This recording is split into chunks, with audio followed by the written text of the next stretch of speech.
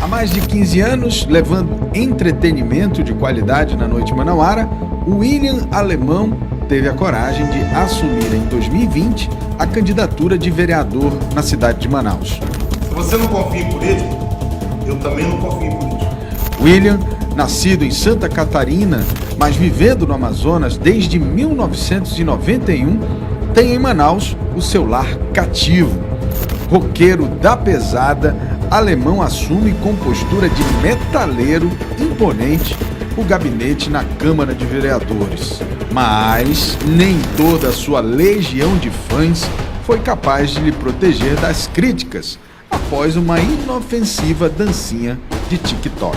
Vereador, assustou um pouco a você, que é do entretenimento, né? Tem a carreira do entretenimento, a reação das pessoas com a dancinha do TikTok?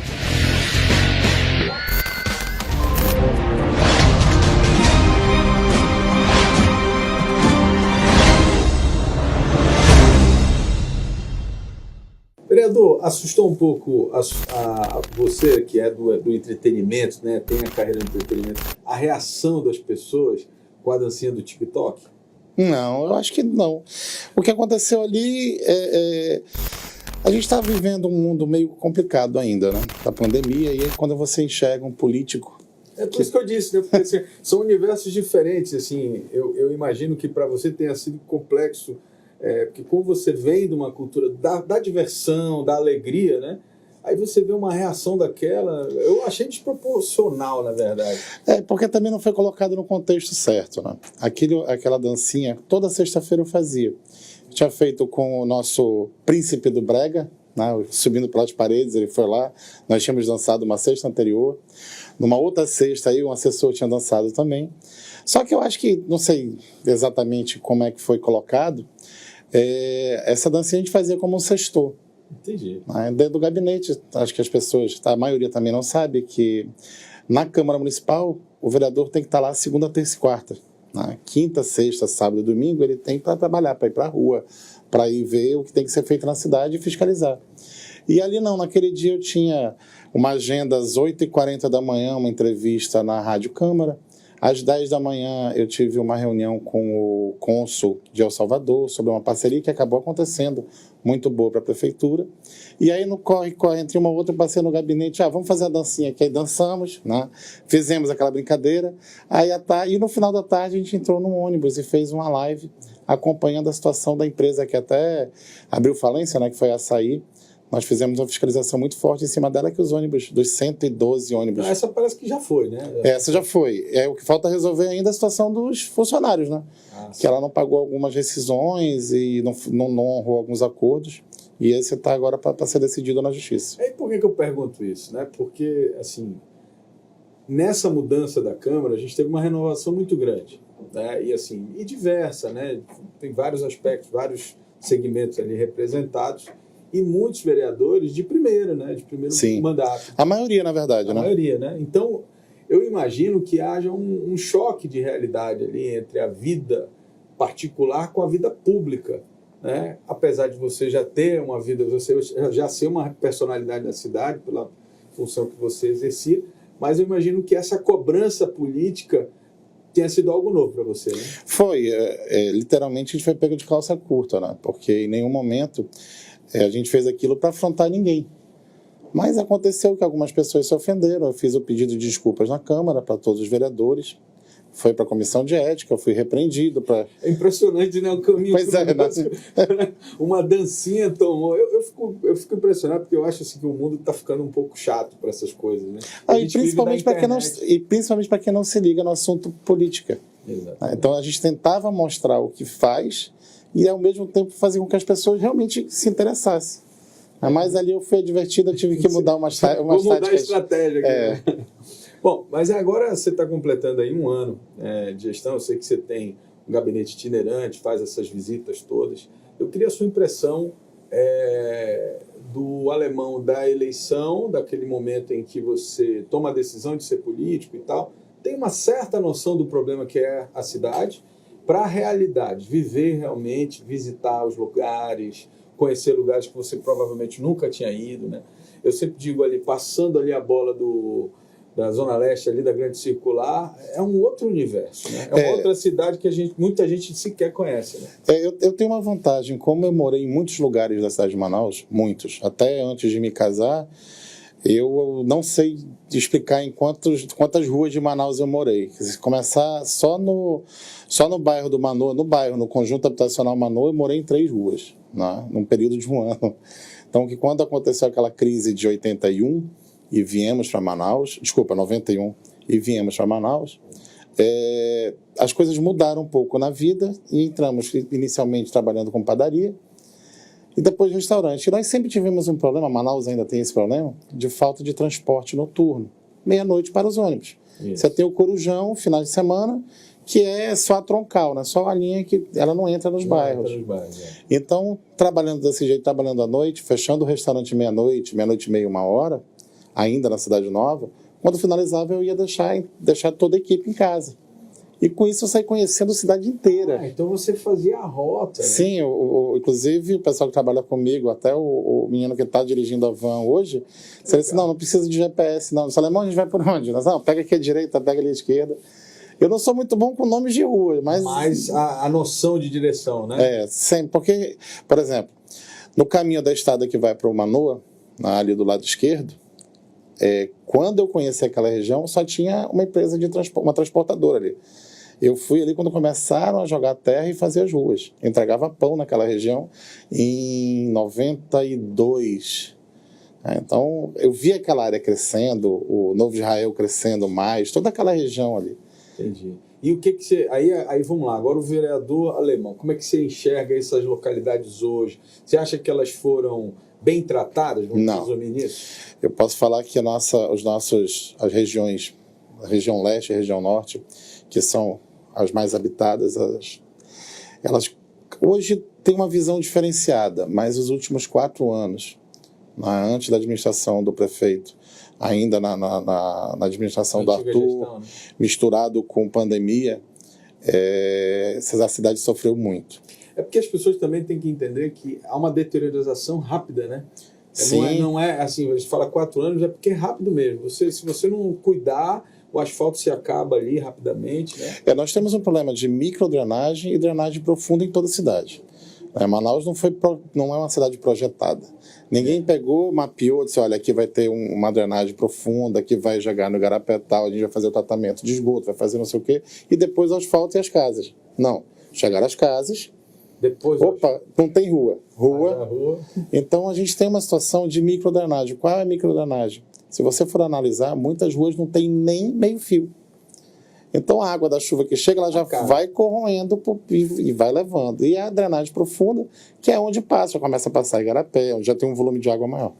Bom, aí de qualquer forma, nesse período você percebeu que essas áreas foram maltratadas, assim, você acha? Sim, porque nós tivemos várias situações que fizeram com que a cidade crescesse mais ainda. Nós tivemos a abertura da fronteira, a situação da Venezuela, a gente sabe que recebemos muitos venezuelanos.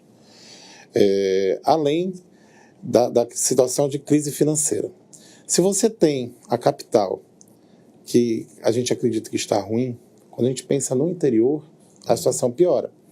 Então, aquela família que tinha uma situação ruim ou de baixa renda, ela corre para a capital para tentar emprego, para tentar um desenvolvimento, para tentar sobreviver. E aí ela chega na cidade, a situação também não está boa, ela começa a ocupar essas áreas mais afastadas e aí a gente acaba acontecendo o que a gente vê. Do dia para a noite, 1.000 famílias numa região que era a área preservada, por exemplo. E aí começa uma briga judicial, começa uma situação de força policial para retirar, entra a parte política que a gente vai fazer o quê com essas pessoas? Botar no olho da rua, mandar embora para outro estado? Não tem como. Não tem como, né? É verdade.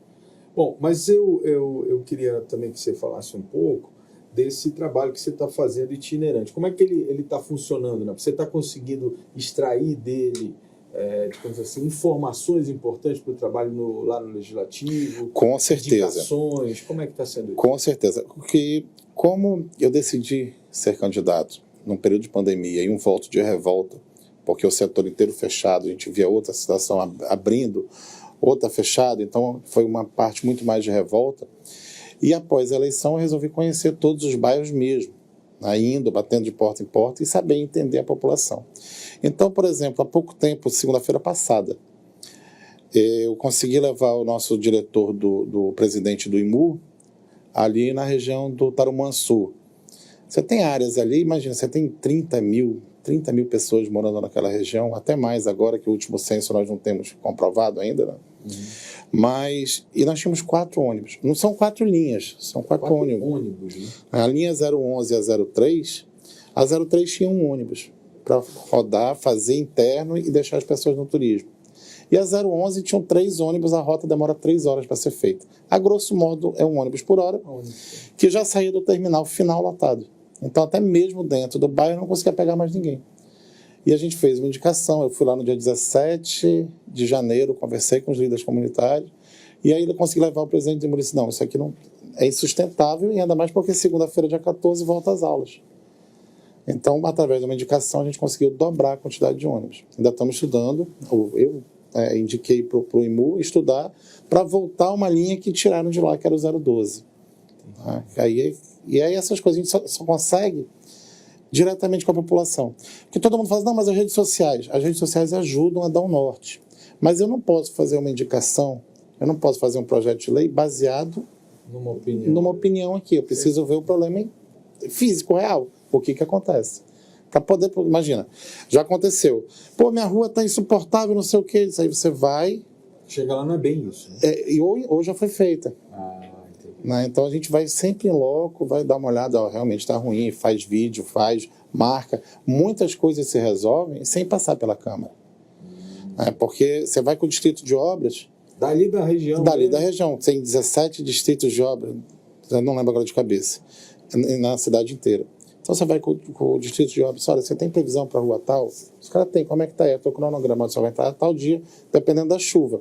Porque também tem essa questão, em dias de chuva não dá para asfaltar. Porque o asfalto tem que ser colocado quente. Tem toda essa dinâmica. Tem várias dinâmicas. Agora, você está gostando dessa experiência de ser vereador? Porque isso é uma coisa também que eu acho que passa na cabeça de quem está no primeiro mandato, né?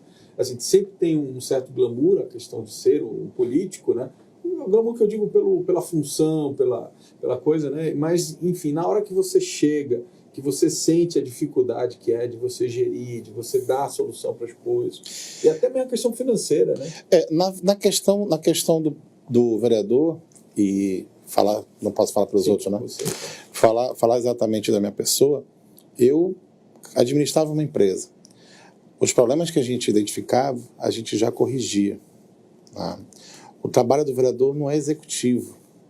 Ele é fiscalizador ou ajudar a prefeitura fazendo uma indicação, fazendo um projeto de lei. Então as coisas não são rápidas. A gente recebe, né? Pô, já vieram aqui, né? Não fizeram nada ainda. Disse, olha, meu papel é cobrar, eu vou encher o saco. Tem vezes que eu ligo umas 5, 6 vezes para o nosso vice-prefeito, ele diz, pô, eu já falei, não, agora é outra situação. Tá, o que foi? Aí a gente vai embora e faz indicação, faz o requerimento via essa PL da Câmara para ser como documento oficial. Para ter, né, o registro. Isso, ter o registro e também ser encaminhado à secretaria. Mas, claro, a população, imagina, você tem um problema na sua rua, você tem um problema de vazamento de água. Tá certa, né? Não tem como dizer que a pessoa está errada. A gente tenta, porque assim, política é relacionamento. Então, posso dar um exemplo que aconteceu na rua Caxambu, lá na Santa Teovina. Nós chegamos lá fazendo uma ação normal da van itinerante. Visita e tal. Quando a gente chegou no final da rua, tinha um vazamento de água mesmo, da água de Manaus, que virou uma piscina. Tinha 2 meninos tomando banho dentro. Eu falei, rapaz, que é isso? Aí, na hora, eu lembrei que tem o telefone do coordenador da Água de Manaus. Olha, tem um vazamento aqui desse jeito, assim, o pessoal da CEMUT quer vir fazer a limpeza, mas não adianta porque está vazando. No final da tarde, eu tinha conseguido resolver essa situação. Não precisou passar por SAPL, não precisou passar por nada. Foi ali imediato. Mas nem sempre acontece isso. Eu fico muito satisfeito quando a gente consegue resolver o problema na hora. Mas rola uma frustração assim, da quantidade de demandas que você não consegue responder? Porque é muito mais fácil, o nosso trabalho de campo, é muito mais fácil eu pegar, anotar, indicar, mandar para a secretaria, do que a secretaria efetivamente fazer. Porque vai entrar numa rua, tem um buraco aqui, mas ali já tem outro. Então, o que a gente faz em 1 hora, a secretaria vai demorar um dia. Se não chover, se não demora mais. Então, ela não consegue acompanhar o ritmo. Ainda mais se você tem muitos vereadores na rua trabalhando. Bom, eu queria falar um pouco da atividade também parlamentar. Nos últimos meses, a gente viu algumas discussões, e eu pergunto de todos os vereadores que vêm aqui conosco, qual a opinião deles sobre isso. A primeira delas é a questão do cotão. Sim. Né? Eu, inclusive, falando aqui da parte da imprensa, eu, internamente, com alguns outros colegas, eu sempre fui um pouco crítico à cobertura que a gente dá a isso, porque a gente, dependendo da forma como a gente aborda, parece que a gente está querendo criminalizar algo que é legal. Né? E eu acho que não é o caminho. Eu acho que a questão não se trata da gente discutir. Talvez discutir o tamanho do cotão, talvez ou talvez num outro aspecto a necessidade, né? Mas não querer dizer que usar o cotão é errado ou não usar é certo. Né? Não, acho que essa é a questão. Né? Na verdade, a gente... Vamos falar um pouco para quem está assistindo. Você está do outro lado, não é político. Eu não era político até o ano passado. Então, quando você fala assim, cotão. Primeiro que a maioria das pessoas não sabe exatamente o que é o cotão. Tem muita gente que acredita que a verba SEAP é algo que vai junto com o salário do vereador. Ou seja, que ele bota no bolso e pronto. E não é assim que funciona. Na verdade, ela funciona como uma devolução. Eu tenho que prestar conta do dinheiro que gastei para poder ser ressarcido daquele dinheiro. Você já gastou o seu gastei. recurso. Isso, exatamente. E aí você comprova uma determinada despesa e aí você é ressarcido daquele valor. Exatamente.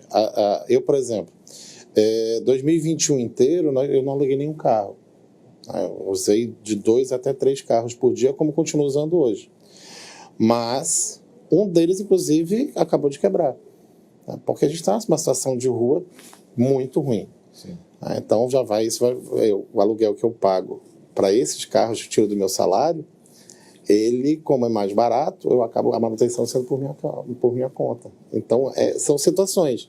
E por que eu comecei a pagar o aluguel dos veículos? Porque até para evitar, não, está alugando o carro muito caro, não tem porquê. Isso já é um certo receio da forma como a opinião pública Como é colocada a opinião pública, sim. Porque todo mundo pensa que é um dinheiro que vai para o bolso do vereador. Aí não é nada disso. Mas eu outro dia estava conversando com outro vereador aqui, eu estava dizendo para ele, né? Eu acho que falta um pouco também de bom senso de algumas pessoas da sociedade compreender que o político, ele também ele tem uma estrutura para se manter, como uma empresa. Sim. Tu colocaste uma situação de empresa. Todo mundo fala assim, quando eu sou contratado por uma empresa, eu vou no meu carro, pago a gasolina com meu dinheiro. Isso depende. Se você é contratado por uma empresa para ficar dentro da empresa, ok. Mas se você é contratado como um vendedor externo, por exemplo, você já a empresa vai lhe dar um carro para você rodar, ou uma moto, ou vai te ajudar, dar uma ajuda de custo para a manutenção do seu veículo, vai te pagar o combustível. Então, assim, as pessoas falam muito, mas também colocam uma situação diferente. Não, quando eu vou trabalhar, eu vou de ônibus. Assessor, por exemplo, e vereador não ganha vale transporte. Existe um auxílio que é colocado lá, mas o vereador não recebe, a equipe recebe. E aí entra um trabalho de campo que é um trabalho de formiguinha, mas que é muito importante. Olha, nós temos hoje uma assistente social, a Débora. A Débora atende em média 20 pessoas, mas ela não tem uma sala e atende 20 pessoas. O atendimento dela é pelo telefone e ela sai correndo. Remarcação de exame no hospital tal, corre para lá para remarcar exame. Eu preciso marcar um exame com o médico só me atende tal dia. Tem como a gente mudar o horário? Tem, aí corre. E isso tudo vai demandando tempo. Chega lá com a UBS, poxa, você tem como atender uma senhora, está vindo da zona rural, só consegue atendimento para amanhã, mas ela não tem como ficar aqui. Aí vai a conversa, vai a parte política, que é relacionamento, para poder fazer atendimento. Isso tudo ela demanda, ela fica rodando Manaus o tempo todo. Ou seja, não tem como fazer o trabalho político sem o cotão, né? Sem esse auxílio, né? Não, na verdade fica quase impossível de fazer o que todo político se propõe a fazer, né? Que é estar próximo da população. A gente precisa lembrar que o vereador é o político mais próximo. Você anda na rua, você está na rua efetivamente. Você não vai ver um senador andando na rua, isso é raro, até porque ele está em Brasília, não vai ver um deputado federal. Então o vereador ele se torna, eu acho que é o mais próximo que tem, até pela quantidade de candidatos. Nós vemos 1.400 candidatos a vereador. Então nós pulverizamos a cidade inteira. Todo mundo numa rua, num bairro, tinha 2, 3, 4, 5 vereadores candidatos. Aí isso a população passa a cobrar. E deve, porque a gente tem uma situação estrutural muito ruim. Na cidade como um todo. Eu volto a falar, a cidade de Manaus não é um erro da administração de hoje, nem de ontem. É um acúmulo de situações. Eu vindo para cá, acabei de receber uma denúncia de uma rota de ônibus que funcionava 3 anos atrás, não funciona mais e tem uma determinada comunidade que não roda mais ônibus. Como é que ficam essas pessoas, né? Pois, exatamente. Eu tenho que ir lá entender o que aconteceu, por que tiraram. Preciso ir lá na COP, porque é quem coordena as rotas de ônibus, junto com o IMU, para saber por quê. Por que tiraram a rota? O que foi? Não pagava? Não tinha condições, não tinha pessoas suficientes para valer a pena? Ou o que é? Voltar a fazer um estudo da área, porque a gente sabe que muitas áreas que tinham 100 famílias, hoje tem 500 famílias. Então a gente precisa... E é um trabalho... como é que eu posso dizer, gratificante muitas vezes e frustrante outras, porque você não consegue resolver na hora. Eu estou vendo aqui que você tem vários broches. Aqui são áreas que eu já fui e outras que eu defendo, né? Então, aqui em Brasília, quando eu fui no encontro dos vereadores do Brasil, fui representando a Câmara, eu mais 3 vereadores, que é esse aqui, que é o VB. Aqui é quando eu estive, isso aqui foi Porto Alegre, que eu fui fazer... fui numa audiência pública para falar sobre piscicultura. E aqui o brochezinho da Brasel, que a gente tem trabalhado junto. Eu queria falar um pouco sobre essa sua relação, né? Você é um vereador que, na verdade, entrou, você até falou agora aqui, né? Você entrou nesse processo político dentro de um contexto até de revolta mesmo, né? Dos empresários em relação àquelas medidas que estavam sendo tomadas, aquela confusão toda do fecha, não fecha e tal. Nós precisamos lembrar que, por exemplo, o setor que eu fiquei mais conhecido, que é o de entretenimento, ainda não saiu. Existe uma conversa de que deve sair agora, esse final de semana, o novo decreto permitindo pela primeira vez em 23 meses que as casas de show voltem a funcionar. Uma promessa, né? É uma promessa. Inclusive o governo já divulgou, mas divulgou por enquanto a rede social, não tem nada jurídico pronto ainda. Não tem ato pronto. Talvez vai ser cortado, talvez até ao ar já esteja pronto. Então, exatamente. Ninguém sabe, né? Quando vai. E aí, então, e na época nós tínhamos algumas medidas, como essa última do governador, de 200 pessoas, aglomeração máxima, né? Sim. Aglomeração não, desculpa. Dentro do estabelecimento. Que... Agora está em 1.000, né? Até 1.000, só 1.000 se a casa tiver a lotação acima de 2.000. Sim. É 50% da lotação. Sempre a 50% da lotação. Isso. Por exemplo, falar posso falar até do próprio Porão. 1.360 lotação. Só vai funcionar com 680. Não pode chegar a 1.000. Aí outros locais, que a lotação é 500, só vai poder 250. Entendi. O máximo é 1.000. Se for no Sambódromo, por exemplo, apesar que não vai ser liberado pelo decreto municipal, mas um exemplo que cabe ou no 44 mil na Arena da Amazônia, né? 44 mil a lotação máxima, só pode ter 1.000.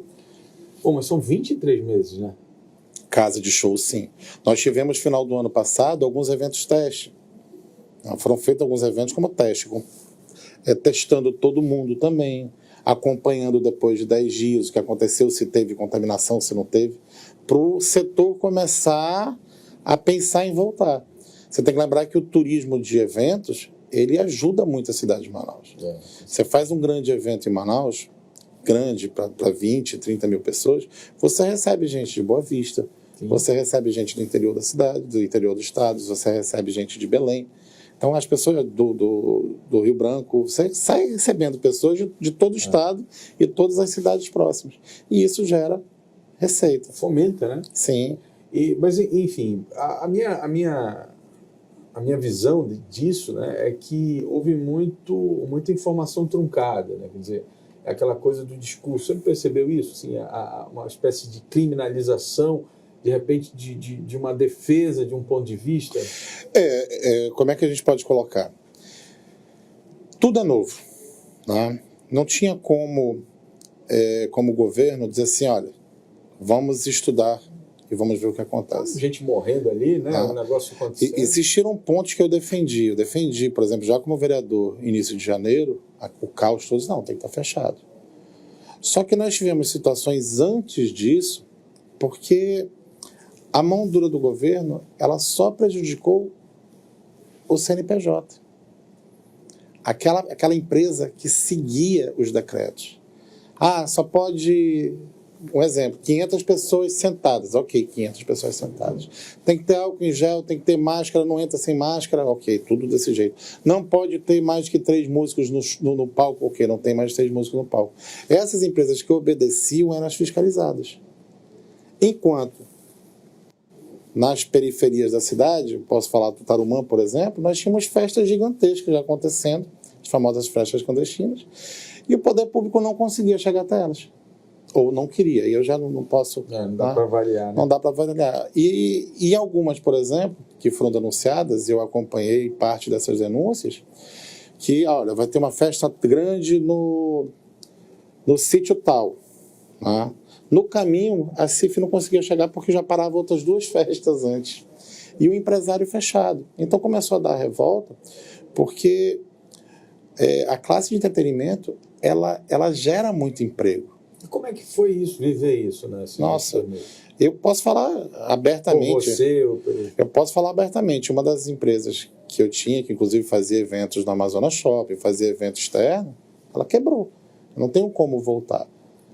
Porque, vamos lá, 130 e poucos funcionários demitidos. Aí pega o capital de giro, porque logo no início da crise eu não acreditava em nenhum momento que o governo estadual ou federal pudesse dar uma ajuda, como não deu. Ele liberou crédito.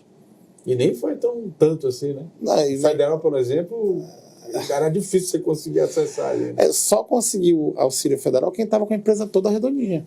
E aí saiu um auxílio para ser pago em 48 meses. Mas as parcelas que venceram desse empréstimo, muitos nem começaram a abrir, nem começaram a faturar ainda. Então, dívidas que só viram uma bola de neve. Bom, aí a gente agora está vivendo um momento de retomada, né? Qual é a expectativa aí? Olha, a nossa expectativa para 2022 agora é a melhor possível, porque nós estamos hoje, em fevereiro, vivendo uma crise econômica gigantesca. Tudo ficou mais caro. Terrível. Não tem como dizer que eu vou fazer um churrasco lá em casa com R$50. Não dá. Não faz. Eu vou fazer um supermercado, vou pegar R$500 e vou fazer um supermercado da minha casa para o mês inteiro. Não faz. Tudo ou dobrou de preço ou próximo. E aí o desemprego aumentou.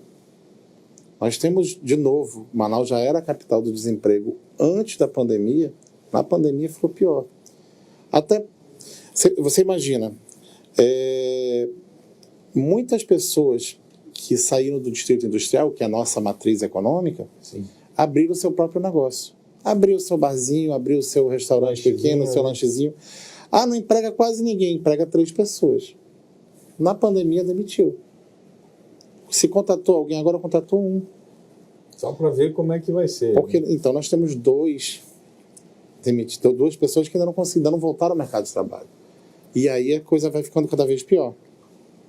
Aumenta a violência. Os grupos... Uma coisa conecta na outra, né? Não tem... Infelizmente, você dizer que um pai de família sai de casa para roubar 1 quilo de arroz, ele tem que ir preso, caramba, tem um erro da administração pública nisso aí. Cadê a nossa secretaria que precisa dar uma olhada em o que fazer? E hoje você anda na rua, Manaus e o Brasil como um todo, mas Manaus é uma terra de pedintes. Então não dá para fechar o vidro do carro e dizer, não, por exemplo, estamos vendo, precisamos trabalhar. E aí entra a Semática que está trabalhando, tentando do lado dela, que é importantíssimo. Mas ainda, o melhor, vou continuar defendendo isso sempre, para mim a melhor política é o emprego. Você sai de casa, filho, eu vou trabalhar.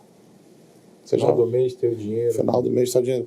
Ah, o salário mínimo está baixo. Ok, está baixo, vou trabalhar, vou tentar outra coisa aqui, mas já é uma luz no fim do túnel.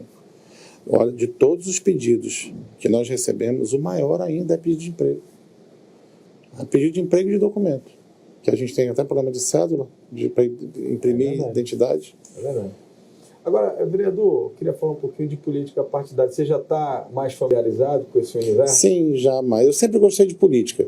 Não estava na política partidária. Porque aí começa aquela articulação de partido. Por exemplo, eu estou filiado acho que desde 2016. No mesmo partido? No mesmo partido, mas eu não era...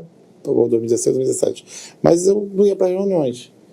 Eu gostava daquele negócio todo e eu sempre gostei de acompanhar a política. Viver política é diferente. É diferente, né? Hoje, se ainda esse novo modelo, que não tem mais as coligações, vão ter as federações, o partido que vai federar em Brasília, e todo o resto tem que seguir a federação. Reduzir a quantidade de candidatos. Reduz a quantidade de candidatos, por exemplo. 25 candidatos cada partido pode ter. Isso.